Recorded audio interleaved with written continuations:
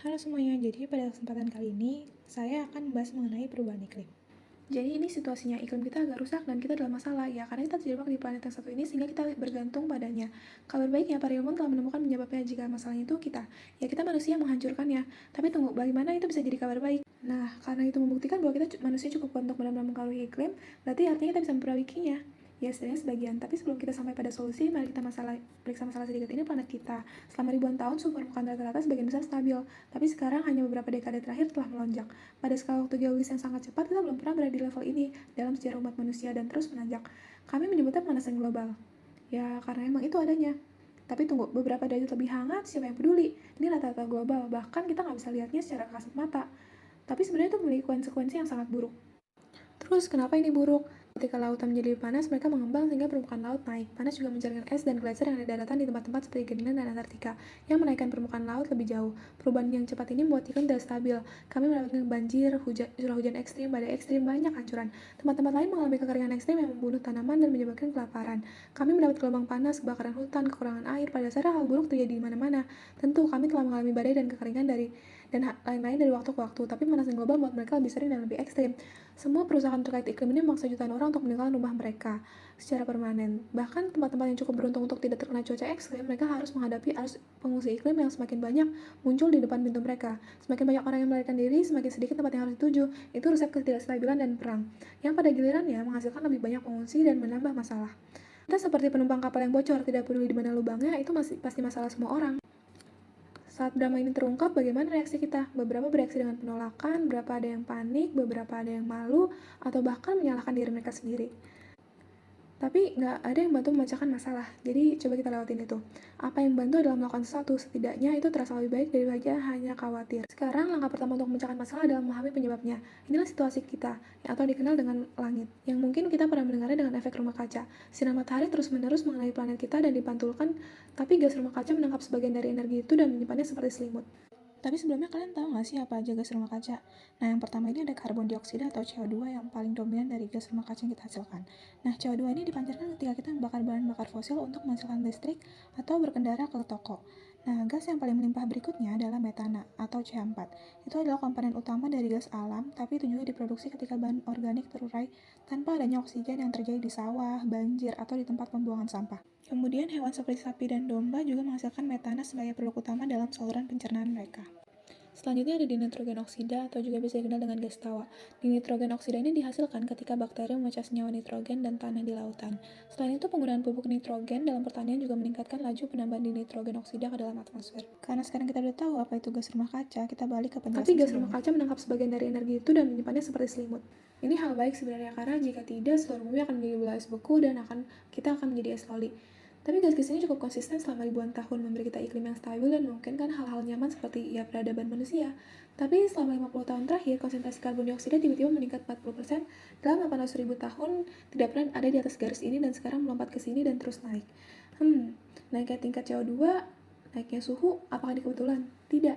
Ternyata ini adalah penyebab utama pemanasan global. Jadi, kenapa karbon dioksida terus meningkat? Semua makhluk hidup terbuat dari karbon. Karbon tidak diciptakan ataupun dihancurkan. Ia hanya berputar di sekitar biosfer kita dan saat tumbuhan dan hewan hidup, bernafas, dan mati. Jadi ada apa dengan semua karbon ekstra itu? Dari mana asalnya? Semua dimulai dari 1,5 abad tahun yang lalu ketika kami menemukan trik pesta yang sangat rapi, yaitu menggali batu bara, minyak, dan gas, dan menggunakannya untuk bahan bakar fosil dan menghasilkan listrik.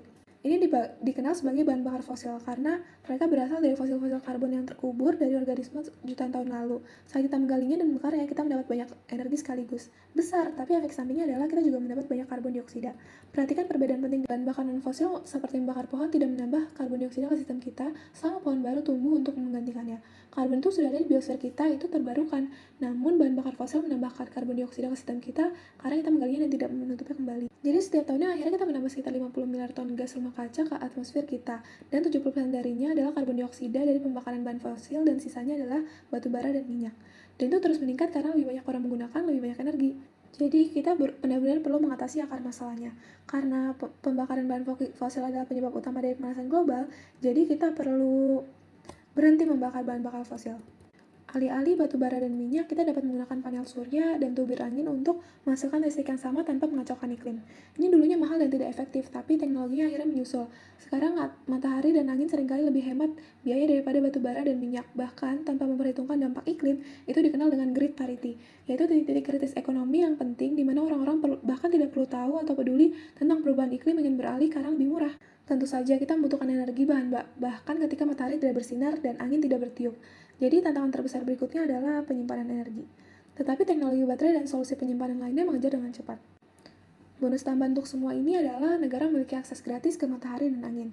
Ini pada dasarnya adalah energi yang didemokratisasi, yang lebih sedikit kebutuhan bagi negara-negara untuk bertengkar satu sama lain atas cadangan minyak dan tidak merata dan jaringan pipa gas dan sebagainya. Energi terbarukan menyebar dengan cepat. Namun, secara global, sekitar 80% energi kita masih berbasis dengan bahan bakar fosil, jadi kita harus menjaga bola itu terus bergerak. Lalu, bagaimana dengan transportasi? Sekarang kita punya mobil listrik, colokan dan isi daya seperti yang kalian lakuin kepada ponsel kalian. Jarak tempuh dulunya menjadi masalah, tapi sekarang beberapa mobil listrik dapat menempuh jarak lebih dari 500 km dengan sekali pengisian daya. Dan pada saat itu, Anda juga tetap perlu istirahat.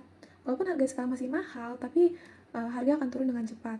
Ada lebih banyak hal baik yang terjadi. Peralatan menjadi lebih hemat energi, sistem distribusi energi yang cerdas. Hal ini membantu iklim dan menurunkan tagihan listrik kalian. Regulasi juga mengejar, terutama melalui skema penetapan harga karbon. Misalnya pengenaan pajak, di mana pemerintah menggunakan pajak emisi karbon dan menggunakan pendapatan itu untuk mengurangi hal lain, seperti pajak penghasilan atau PPN. Jadi bisa impor lebih mahal, tapi up lokal ini lebih murah. Ini pergeseran, bukan kenaikan pajak. Kita perlu perusahaan akhirnya membayar biaya nyata dari jejak karbon mereka. Mereka menemukan cara inovatif untuk menguranginya. Beberapa insinyur bahkan bereksperimen dengan menekan karbon, yang berarti menyedot karbon dioksida dari udara dan masukkannya kembali ke dalam tanah. Ingat, 70% dari pemanasan global disebabkan oleh pembakaran bahan bakar fosil. Saat kita secara bertahap beralih ke energi terbarukan untuk memberi daya pada rumah, mobil, dan pabrik, kita sebagian besar berhenti. Yang tersisa hanyalah adalah, penyebab terbesar kedua dari pemanasan global kita yang menghancurkan banyak hutan untuk membuka ruang bagi tanaman untuk memberi makan ternak, terutama sapi, menyebabkan banyak karbon dioksida serta emisi gas metana.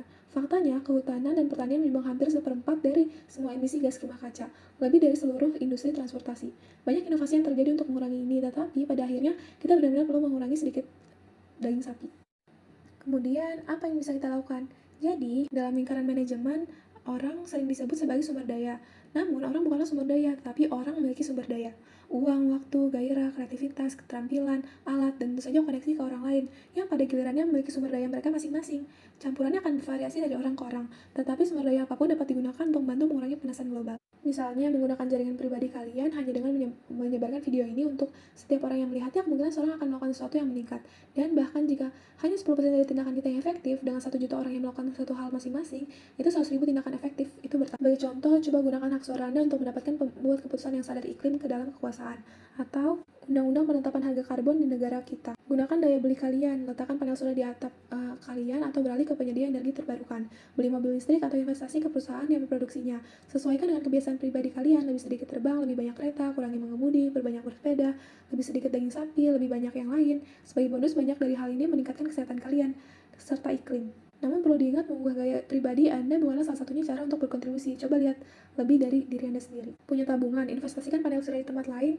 Di dunia, lebih dari 1 miliar orang punya kekurangan listrik sama sekali, jadi mereka membakar minyak dan solar untuk penerangan dan listrik. Sekarang ada platform namanya crowdfunding yang menyediakan panel surya sewaan di bagi desa-desa, yang merupakan kemenangan 3 kali lipat. Penduduk mendapatkan listrik, pemanasan global berkurang, dan kita mendapatkan perolehan laba investasi. Melakukan matematika membuatnya lebih menarik, hampir seperti permainan. Misalnya, saya beralih ke mobil listrik dan mengurangi jejak karbon saya sebesar 3 ton per tahun, tapi investasi tunggal $500 untuk panel surya di Kenya memungkinkan pengurangan 14 ton per tahun. Karena semua minyak tanah tidak perlu dibakar lagi. Maksudnya, 1 ton adalah 1 ton, gak peduli dimanapun berkurangnya. Secara keseluruhan, energi terbarukan adalah area yang tumbuh dengan cepat, sehingga banyak peluang untuk menghasilkan uang sekaligus membuat perbedaan. Dan jika kita sendiri tidak memiliki uang ekstra, kita bisa membantu sepupu kaya kita yang melakukan sesuatu yang berguna dengan uang mereka. Punya keahlian pemrograman, pengujian, desain, membantu aplikasi untuk situs web seperti peta listrik, proyek open source yang keren yang memvisualisasikan secara langsung dampak iklim dari produksi energi setiap negara. Ini membantu orang membuat keputusan yang lebih baik. Ada lebih banyak hal yang bisa kita lakukan. Suka menggali data, lakukan penelitian untuk menyediakan data mentah untuk alat seperti ini. Punya jaringan besar, bentuk komunitas, punya keterampilan menulis, coba inspirasi orang dengan kisah sukses. Insinyur, bangunlah semua teknologi keren ini, pengacara, politikus, meningkatkan legislasi, mengurangi subsidi bahan bakar fosil. Apakah kalian melihat polanya? Ada banyak cara yang bisa kita lakukan untuk membantu mengurangi pemanasan global. Kita bahkan mungkin sama sekali nggak setuju dengan beberapa tindakan ini, dan itu nggak masalah. Pikirin ini sebagai tuas yang bisa kalian tarik, dan kalian bisa memutuskan apa yang ingin kalian lakukan, dan apa yang menurut kalian akan berdampak. Suasana ini adalah satu-satunya yang kita miliki, dan dimiliki oleh semua negara. Jadi dimanapun kita berada, atau apa yang kita lakukan, setiap tahun itu berarti. Berikut adalah referensi yang saya gunakan dalam video ini. Sekian video dari saya, kurang lebihnya mohon maaf. Wassalamualaikum warahmatullahi wabarakatuh.